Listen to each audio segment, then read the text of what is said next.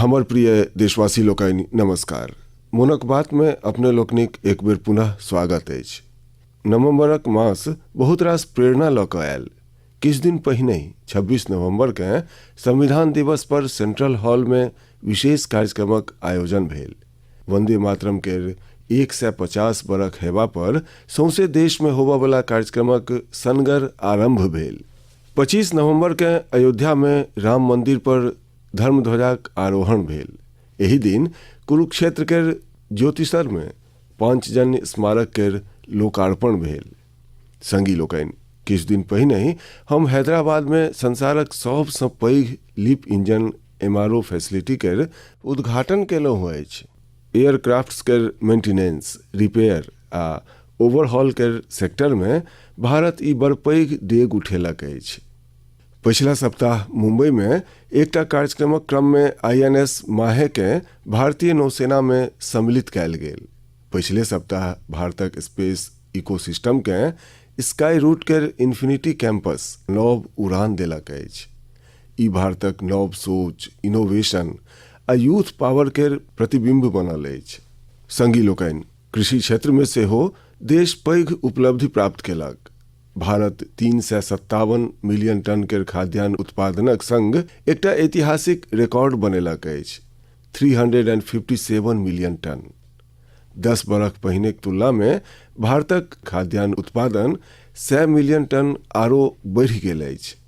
खेलक संसार में सेहो भारतक पताका फहरायल अछि। किछु दिन पहिने ही भारत के कॉमनवेल्थ खेल सभक आतिथ्यक सेहो घोषणा भेल। ई उपलब्धि सब देशक अछि, देशवासी लोकनिक छनि।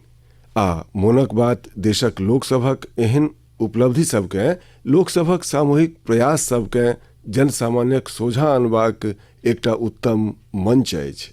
संगी लोकनि, जँ मोन में लगन होय, सामूहिक शक्ति पर टीम जकाँ काज करबाक विश्वास होय, खसि कऽ फेरसँ उठि ठाढ़ हेबाक साहस होय, कठिन सँ कठिन काज में सेहो सफलता सुनिश्चित भऽ जाइ छै।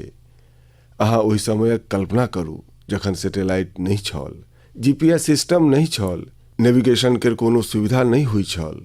तैयो हमरा लोकनिक नाविक पैघ पैघ जहाज लऽ कऽ समुद्र में बहरा जाइ छलाह आ तय स्थान पर पहुँचै छलाह। आब समुद्र से आगू बढ़ि कऽ संसारक देश अंतरिक्षक अनंत उचास के नापि रहल अछि।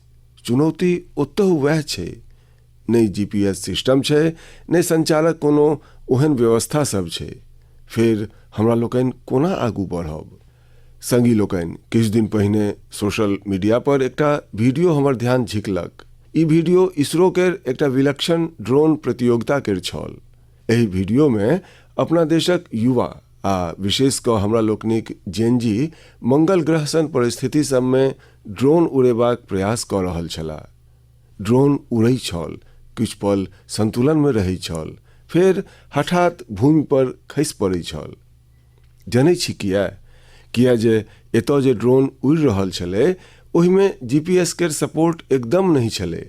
मंगल ग्रह पर GPS संभव नहीं, तें ड्रोन के कोनो बहरिया संकेत वा गाइडेंस नहीं भेट सकै छै। ड्रोन के अपन कैमरा आ इनबिल्ट सॉफ्टवेयर के सहयोग सँ उड़बाक छलै। ओहि छोट सन ड्रोन के भूमिक पैटर्न चिन्हबाक छलै, ऊंचास नपबाक छलै, बाधा सबके बुझबाक छलै आ सुरक्षित उतरबाक बाट स्वयं तकबाक छलै। तें ड्रोन एक के बाद एक खसल जा रहल छलै।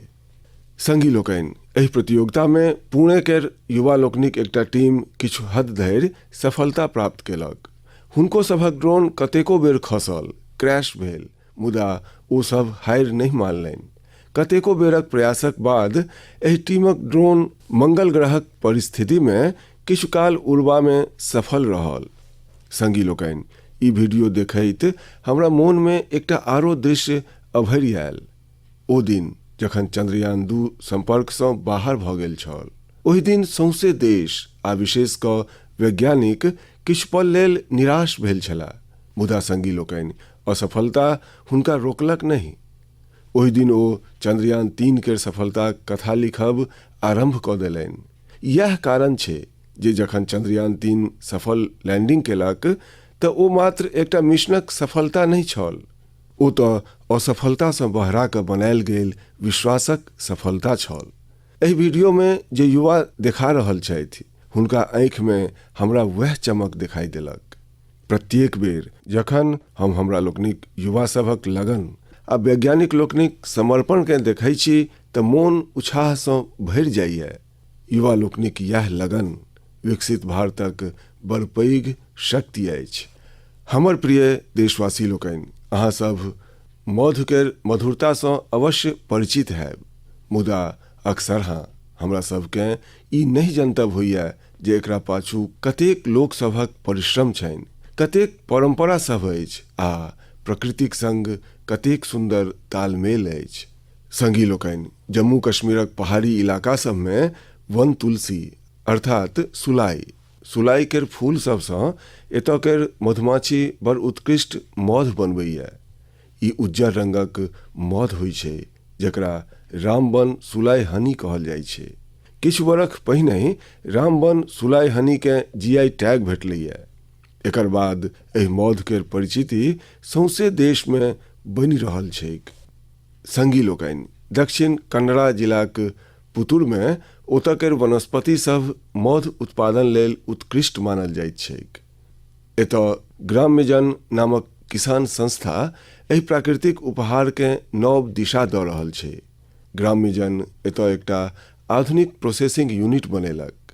लैब, बॉटलिंग, स्टोरेज आ डिजिटल ट्रैकिंग सन सुविधा सब जोड़ल गेल। आब यह मध ब्रांडेड उत्पाद बनि कऽ गाम सबसँ बाजार सब धरि पहुँचि रहल छै। एहि प्रयासक लाभ 2500 सँ बेसी किसान के भेटलनि अछि। संगी लोकनि, कर्नाटक केर तुमकुरु जिला में शिवगंगा कालंजिया नामक संस्थाक प्रयास सेहो बड़ प्रशंसनीय छैक। एकरा द्वारा एतऽ प्रत्येक सदस्य के आरंभ में 2टा बी बॉक्स देल जाइ छनि। एना कऽ कऽ ई संस्था अनेको किसान के अपना अभियान सँ जोड़ि देलक अछि। आब एहि संस्था सँ जुड़ल किसान मिल कऽ मधु बाहर करै छथि, उत्तम पैकेजिंग करै छथि आ स्थानीय बाजार धरि पहुँचबै छथि। एहि सँ हुनका लाखों केर कमाई सेहो भऽ रहल छनि। एहने एकटा उदाहरण नागालैंड केर क्लिफ हनी हंटिंग केर छै। नागालैंड केर चोकलांगन गाम में खियामन यांगन जनजाति शताब्दियों सँ मधु बाहर करबाक काज करैत आयल अछि। एतऽ मधुमाछी गाछ सब पर नहीं अपितु ऊंच चखान सब पर अपन घर बनबै छै। तें मधु बाहर करबाक काज सेहो बड़ खतरा सँ भरल होइ छै। तें एतऽ केर लोक मधुमाछी सबसँ पहिने बड़ सौम्यता सँ बात करै छथि, ओकरा सँ अनुमति लै छथि, ओकरा सबके कहै छथि जे आइ ओ मधु लेबऽ आयल छथि, एकर बाद मधु बाहर करै छथि। संगी लोकनि, आइ भारत हनी प्रोडक्शन में नव रिकॉर्ड बना रहल अछि। 11 बरख पहिने देश में हनी केर उत्पादन 76,000 मीट्रिक टन छल। आब ई बढ़ि कऽ 1.5 लाख मीट्रिक टन सँ सेहो बेसी भऽ गेल अछि। बीतल किछु बरख में मधुक एक्सपोर्ट सेहो तेगुना सँ बेसी बढ़ि गेल अछि। हनी मिशन कार्यक्रम के अंतर्गत खादी ग्रामोद्योग सेहो 2.25 लाख सँ बेसी बी बॉक्स लोक सब में बँटलक अछि। एहि सँ हजारों लोक के रोजगारक नव अवसर भेटलनि अछि। अर्थात देशक फराक फराक कोन सब में मधुक मधुरता सेहो बढ़ि रहल छै आ ई मधुरता किसान लोकनिक आय सेहो बढ़ा रहल छनि। हमर प्रिय देशवासी लोकनि, हरियाणा केर कुरुक्षेत्र में महाभारतक युद्ध भेल छल। ई हम सब जनै छी, मुदा युद्धक एहि अनुभव के आब अहाँ ओतऽ महाभारत अनुभव केंद्र में सेहो साक्षात अनुभव कऽ सकै छी। एहि अनुभव केंद्र में महाभारतक गाथा के 3D light and sound show आ डिजिटल टेक्निक सँ देखायल जा रहल छै। 25 नवंबर के जखन हम कुरुक्षेत्र गेल रही तऽ एहि अनुभव केंद्रक अनुभव हमरा आनंद सँ भरि देने छल। संगी लोकनि, कुरुक्षेत्र में ब्रह्म सरोवर पर आयोजित अंतर्राष्ट्रीय गीता महोत्सव में सम्मिलित हैब सेहो हमरा लेल विशेष रहल। हम ई देख कऽ बड़ प्रभावित भेलहुँ जे कोना संसार भरिक लोक दिव्य ग्रंथ गीता सँ प्रेरित भऽ रहल छथि। एहि महोत्सव में यूरोप आ सेंट्रल एशिया सहित विश्व केर कतेको देशक लोकसभक सहभागिता रहल अछि। एहि मासक आरंभ में सऊदी अरब में पहिल बेर कोनो सार्वजनिक मंच पर गीताक प्रस्तुति कयल गेल अछि। यूरोप केर लातविया में सेहो एकटा स्मरणीय गीता महोत्सव आयोजित कयल गेल। एहि महोत्सव में लातविया, एस्टोनिया, लिथुआनिया आ अल्जीरिया केर कलाकार सब बढ़ि चढ़ि कऽ भाग लेलनि। संगी लोकनि, भारतक महान संस्कृति में शांति आ करुणा केर भाव सर्वोपरि रहल अछि। अहाँ दोसर विश्व युद्धक कल्पना करू, जखन चारू दिस विनाशक भयावह वातावरण बनल छल। एहन कठिन समय में गुजरात केर नवानगर केर जाम साहेब महाराज दिग्विजय सिंह जी जे महान कार्य केलनि, ओ आइयो हमरा लोकनि के प्रेरणा दैत अछि। ओहि समय जाम साहेब कोनो सामरिक गठबंधन वा युद्धक रणनीति के लऽ कऽ नहि सोचि रहल छलाह, अपितु हुनका चिंता ई छलनि जे कोना विश्व युद्धक मध्य पोलिश यहूदी नेना सभक रक्षा भेलनि। ओ गुजरात में तखन हजारों नेना सभके शरण दऽ कऽ हुनका सभके नव जीवन देलनि, जे आइयो एकटा दृष्टांत अछि। किछु दिन पहिने दक्षिणी इजराइल केर मोशाब नोवातिम में जाम साहेबक प्रतिमा केर अनावरण कयल गेलनि। ई बहुते विशेष सम्मान छल। पिछला बरख पोलैंड के वार्सो में हमरा जाम साहेबक स्मारक पर श्रद्धा सुमन अर्पित करबाक सौभाग्य भेटल छल। हमरा लेल ओ क्षण अविस्मरणीय रहत। हमर प्रिय देशवासी लोकनि, किछु दिन पहिने हम नेचुरल फार्मिंग केर एकटा विशाल सम्मेलन में भाग लेवा लेल कोयम्बटूर गेल छलहुँ। दक्षिण भारत में नेचुरल फार्मिंग के लऽ कऽ भऽ रहल प्रयास सबके देखि कऽ हम बड़ प्रभावित भेलहुँ। कतेको युवा हाईली क्वालिफाइड प्रोफेशनल आब नेचुरल फार्मिंग फील्ड के अपना रहल छथि। हम ओतऽ किसान लोकनिसँ बात केलहुँ, हुनकासँ अनुभव जनलहुँ। नेचुरल फार्मिंग भारतक प्राचीन परंपरा सभक हिस्सा रहल अछि आ हमरा लोकनि सब गोटे कर्तव्य अछि जे धरती माताक रक्षा लेल एकरा निरंतर प्रोत्साहन दी। संगी लोकनि, विश्वक सबसँ पुरान भाषा आ विश्वक सबसँ प्राचीन शहर सब में सँ एकटा शहर, एहि दुनूक संगम सदिखन अद्भुत होइ छै। हम बात कऽ रहल छी काशी तमिल संगमम केर। 2 दिसंबर सँ काशी केर नमो घाट पर 4वीं काशी तमिल संगमम आरंभ भऽ रहल अछि। एहि बेरक काशी तमिल संगमम केर थीम बहुते रोचक अछि। लर्न तमिल, तमिल कर कलम। काशी तमिल संगमम ओहि सब लोक लेल एकटा महत्वपूर्ण मंच बनि गेल अछि जिनका तमिल भाषा सँ लगाव छनि। काशी केर लोक सबसँ जखन कखनो बात होइत अछि तऽ ओ सदिखन कहै छथि जे काशी तमिल संगमम केर हिस्सा बनब हुनका बड़ नीक लगै छनि। एतऽ हुनका किछु नव सिखबा आ नव नव लोक सबसँ भेंट करबाक अवसर भेटै छनि। एहू बेर काशीवासी पूर्ण जोश आ उत्साहक संग तमिलनाडु सँ आबयवला अपन भाई बहिन लोकनिक स्वागत करबा लेल बड़ उत्सुक छथि। हमरा अहाँ सब गोटेसँ आग्रह अछि जे अहाँ काशी तमिल संगमम केर हिस्सा अवश्य बनी। एकरा संगहि एहन आरो मंच द सोची जाहिसँ एक भारत श्रेष्ठ भारत केर भावना मजबूत होय। एतऽ हम एक बेर फेर कहऽ चाहब, तमिल कलाचारम उयर्वानद, तमिल मोली उयर्वानद, तमिल इंदियाविन पेरुमिदम। महान अछि तमिल संस्कृति, महान अछि तमिल भाषा, भारतक गौरव अछि तमिल। हमर प्रिय देशवासी लोकनि, जखन भारतक सुरक्षा तंत्र के मजबूती भेटै छै तऽ प्रत्येक भारतवासी के गर्व होइ छनि। पिछला सप्ताह मुंबई में INS माहे के भारतीय नौसेना में सम्मिलित कयल गेल। किछु लोक सभक मध्य एकर स्वदेशी डिजाइन के लऽ कऽ बेस चर्चा रहल। ओतहि पुडुचेरी आ मालाबार कोस्ट केर लोक एकर नामे सँ प्रसन्न भऽ गेला। असल में एकर माहे नाम ओहि स्थान माहे केर नाम पर राखल गेल अछि जेकर एकटा समृद्ध ऐतिहासिक विरासत रहल अछि। केरला आ तमिलनाडु केर कतेको लोक एहि बात पर गौर केलनि जे एहि युद्धपोतक क्रेस्ट उरुमी आ कलारीपयट्टू केर पारंपरिक लचगर तरवारि जकाँ देखाई पड़ै छै। ई हमरा सब लेल गर्वक बात अछि जे हमरा लोकनिक नौसेना बहुते तीव्रता सँ आत्मनिर्भरता दिस डेग बढ़ा रहल अछि। 4 दिसंबर के हमरा लोकनि नौसेना दिवस सेहो मनाबऽ जा रहल छी। ई अवसर हमरा लोकनिक सैनिक गणक अदम्य साहस आ पराक्रम के सम्मान देबाक एकटा विशेष दिन अछि।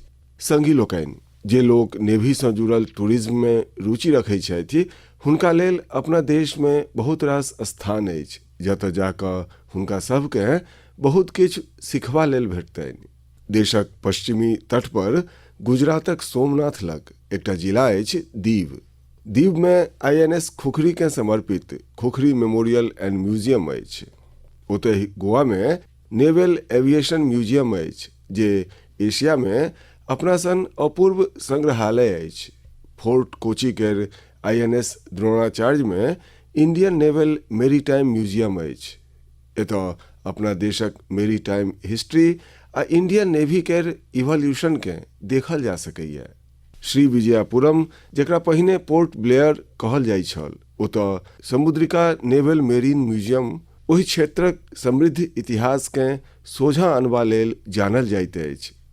कारवार केर रविंद्रनाथ टैगोर बीच पर वारशिप म्यूजियम में मिसाइल आ अस्त्र सभक रेप्लिका राखल गेल अछि।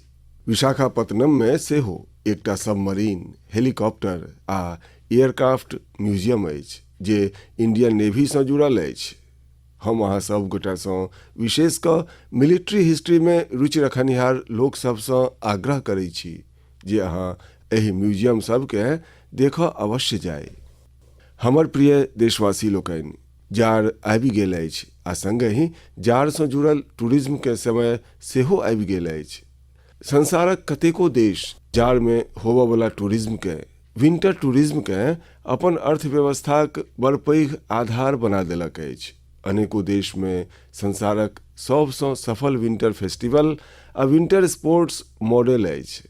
ई देश सब skiing, snowboarding, snow trekking, ice climbing आ फैमिली स्नो पार्क्स सन अनुभव सबके अपन परिचिति बनेलक अछि।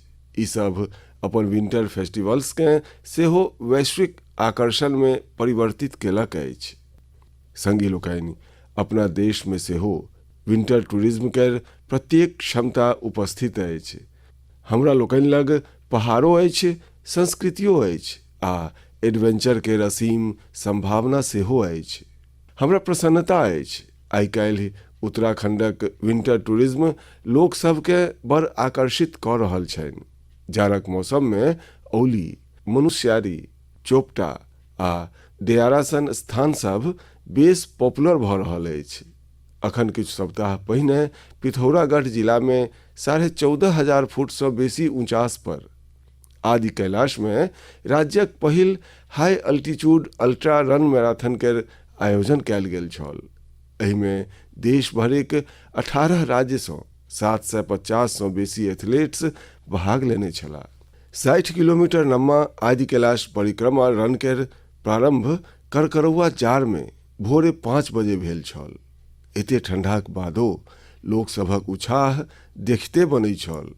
आदि कैलाशक यात्रा पर जतऽ 3 बरख पहिने धरि मात्र 2000 सँ कम पर्यटक अबै छलाह, आब ई संख्या सेहो बढ़ि कऽ 30,000 सँ बेसी भऽ गेल अछि।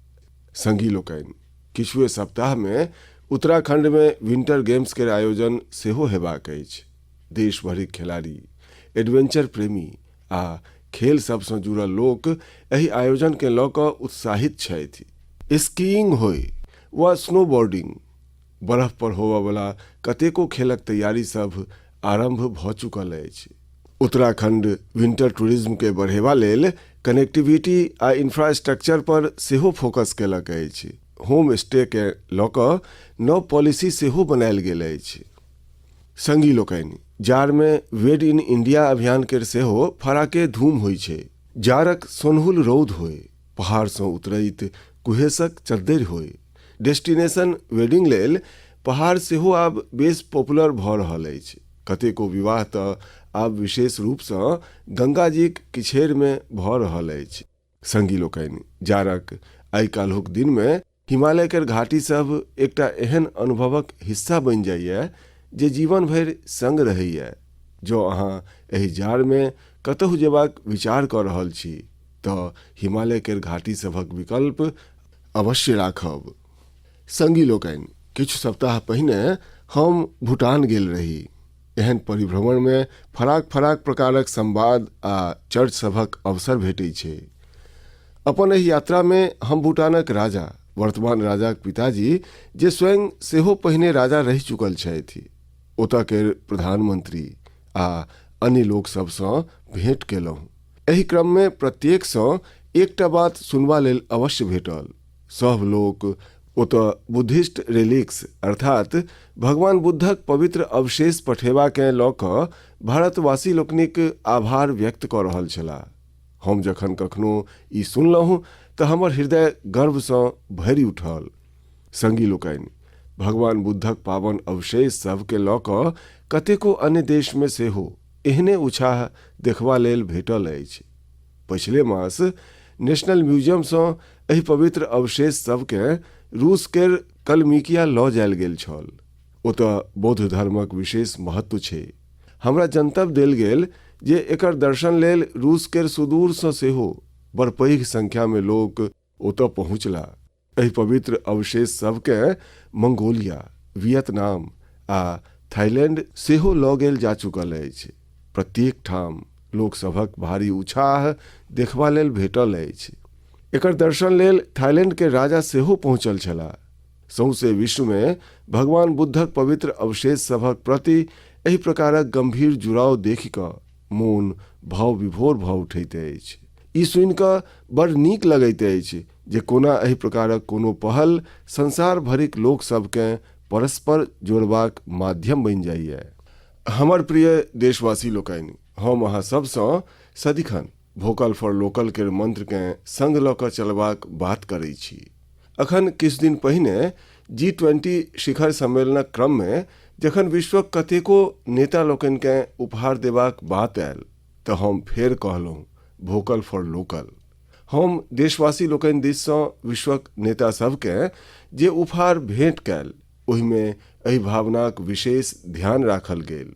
G20 केर क्रम में हम दक्षिण अफ्रीका केर राष्ट्रपति के नटराजक कांस्य प्रतिमा भेंट कयल। ई तमिलनाडुक तंजावुर केर सांस्कृतिक विरासतसँ जुड़ल चोलकालीन शिल्पकलाक अद्भुत उदाहरण अछि। कनाडा केर प्रधानमंत्री के चानीक अश्व केर प्रतिकृति देल गेलनि। ई राजस्थानक उदयपुरक उत्कृष्ट शिल्पकला के दर्शबैत अछि। जापानक प्रधानमंत्री के चानीक बुद्धक प्रतिकृति भेंट कयल गेलनि। एहिमे तेलंगाना आ करीमनगरक प्रसिद्ध सिल्वर क्राफ्ट केर सूक्ष्मताक जनतब होइत अछि। इटली केर प्रधानमंत्री के फूल सभक आकृति वाला सिल्वर मिरर उपहार में देलहुँ। इहो करीमनगरक पारंपरिक धातु शिल्पकला के प्रदर्शित करैए। ऑस्ट्रेलिया के प्रधानमंत्री के हम ब्रास उर्ली भेंट कयल। ई केरला केर मन्नार केर एकटा उत्कृष्ट शिल्प अछि। हमर उद्देश्य छल जे संसार भारतीय शिल्प कला आ परंपरा द जानै आ हमरा लोकनिक कारीगर सभक प्रतिभा के ग्लोबल मंच भेटै। संगी लोकनि, हमरा प्रसन्नता अछि जे वोकल फॉर लोकल केर भावना के देशक करोड़ों लोक अपना जीवनक हिस्सा बना लेलनि अछि। एहि बरख जखन अहाँ पाबनिक कीन बेसाह लेल बाजार गेल हैब तऽ एकटा बात अहाँ सब गोटे अनुभव केने हैब। लोकक पसिन्न आ घर सब में आबऽ वाला सामान सब में एकटा स्पष्ट संकेत दिखाई दऽ रहल छल जे देश स्वदेशी दिस घुरि रहल अछि। लोक अपना मोनसँ भारतीय उत्पाद सबकेँ चुनि रहल छलाह। एहि परिवर्तन के छोट सँ छोट दुकानदार सब सेहो अनुभव केलनि। एहि बेर युवा लोकनि सेहो वोकल फॉर लोकल अभियान के गति देलनि। आबऽ वाला किछु दिन में क्रिसमस आ नव बरख पर कीन बेसाहक नव क्रम आरंभ होबऽ वाला अछि। हम अहाँके फेर मोन पारब, वोकल फॉर लोकल केर मंत्र मोन राखी। कीनी वह जे देश में बनल होय, बेची वह जाहिमे कोनो देशवासीक परिश्रम लागल होय। हमर प्रिय देशवासी लोकनि, भारतीय खेल सभक हिसाबसँ ई मास सुपरहिट रहल अछि। एहि मासक प्रारंभ भारतीय महिला टीम द्वारा ICC महिला विश्व कप जितबासँ आरंभ भेल, मुदा ओकर बादो मैदान पर आरो बेसी एक्शन देखबा लेल भेटल अछि। किछुए दिन पहिने टोक्यो में डेफ ओलंपिक्स भेल अछि, जतऽ भारत अपन अखन धरिक सर्वश्रेष्ठ प्रदर्शन करैत 20 मेडल्स जितलक अछि। हमरा लोकनिक महिला खिलाड़ी सब सेहो कबड्डी वर्ल्ड कप जीति कऽ इतिहासे रचि देलनि। पूरा टूर्नामेंट में ओ सब उत्कृष्ट प्रदर्शन कऽ कऽ प्रत्येक भारतवासीक मोन जीत लेलनि। वर्ल्ड बॉक्सिंग कप फाइनल्स में सेहो हमरा लोकनिक खिलाड़ी सभक प्रदर्शन सनगर रहलनि, जतऽ ओ सब 20टा मेडल्स जितलनि। संगी लोकनि, जाहि बातक आरो बेसी चर्च भऽ रहल अछि ओ अछि हमरा लोकनिक महिला टीमक ब्लाइंड क्रिकेट वर्ल्ड कप जीतब। पैघ बात ई अछि जे हमरा लोकनिक ई टीम बिना एको मैच हारने एहि टूर्नामेंट के जीतलक अछि। देशवासी लोकनि के एहि टीमक प्रत्येक खिलाड़ी पर गर्व छनि। हमर एहि टीम सँ प्रधानमंत्री निवास पर भेंट भेल। सत्ते एहि टीमक हौस, हुनक जज्बा हमरा लोकनि के बहुत किछु सिखबैत अछि। ई विजय हमरा सभक खेल इतिहासक सबसँ पैघ विजय सब में सँ एक अछि जे प्रत्येक भारतीय के प्रेरित करैत रहत। संगी लोकनि, आइ काल्हि अपना देश में एंड्योरेंस स्पोर्ट्स के एकटा नव खेल संस्कृति सेहो तीव्रता सँ उभरि रहल अछि। एंड्योरेंस स्पोर्ट्स सँ हमर माने एहन स्पोर्ट्स एक्टिविटीज सँ अछि जाहि में अहाँक लिमिट्स के परीक्षण होइत अछि। किछु बरख पहिने धरि मैराथन आ बाइकथन सन विशेष इवेंट किछु विशेष लोके सब धरि सीमित छल, मुदा आब बहुत किछु बदलि चुकल अछि। हमरा जनतब देल गेल अछि जे देश भरि में प्रत्येक मास 1500 सँ बेसी एंड्योरेंस स्पोर्ट्स के आयोजन होइत अछि। एहि इवेंट्स में भाग लेबा लेल एथलीट्स दूर दूर धरि जाइ छथि। संगी लोकनि, एंड्योरेंस स्पोर्ट्सक एकटा उदाहरण अछि आयरनमैन ट्रायथलॉन। अहाँ कल्पना करू जो अहाँ के कहल जाय जे अहाँ लग एक दिन सँ सेहो कम समय अछि आ अहाँ के ई 3टा काज करबाक अछि। समुद्र में 4 किलोमीटर धरि हेलब, 180 किलोमीटर साइकिल चलायब आ लगभग 42 किलोमीटर केर मैराथन दौड़ लगायब। अहाँ सोचब जे ई कोना संभव छै, मुदा लौह सन दृढ़ हौस वाला लोक एहि काज के सेहो सफलतापूर्वक कऽ लै छथि। तें एकरा आयरनमैन ट्रायथलॉन कहल जाइ छै। गोवा में हालहि में एहने एकटा आयोजन कयल गेल। आइ काल्हि एहि प्रकारक आयोजन सब में सेहो लोक बढ़ि चढ़ि कऽ सहभागिता कऽ रहल छथि। एहन कतेको आरो प्रतियोगिता सब अछि जे हमरा सभक युवा संगी लोकनिक मध्य बड़ लोकप्रिय भऽ रहल अछि। आइ काल्हि कतेको लोक fit India Sundays on cycle सन कार्यक्रम सब में भाग लेबा लेल संग आबि रहल छथि। ई सब एहन वस्तु सब अछि जाहि सँ फिटनेस के प्रोत्साहन भेटि रहल छै। संगी लोकनि, अहाँ सबसँ प्रत्येक मास भेंट करब हमरा लेल सदिखन एकटा नव अनुभव होइत अछि। अहाँक गाथा सब, अहाँक प्रयास हमरा फेर सँ प्रेरित करैत अछि। अपना संदेश सब में अहाँ जे सुझाव पठबै छी, जे अनुभव साझी करै छी, ओहि सँ हमरा एहि कार्यक्रम में भारतक विविधता के समेटि लेबाक प्रेरणा भेटैत अछि। जखन हमरा लोकनि अगिला मास भेटब तखन 2025 समाप्त होबऽ वाला हैत। देशक अधिकांश भाग में आब जाड़ सेहो तीव्र होइत जायत। जाड़क मौसम में अहाँ अपन आ अपना परिवारक विशेष ध्यान राखी। अगिला मास हमरा लोकनि किछु नव विषय, नव व्यक्तित्व सभक चर्चा अवश्य करब। बहुत बहुत धन्यवाद। नमस्कार।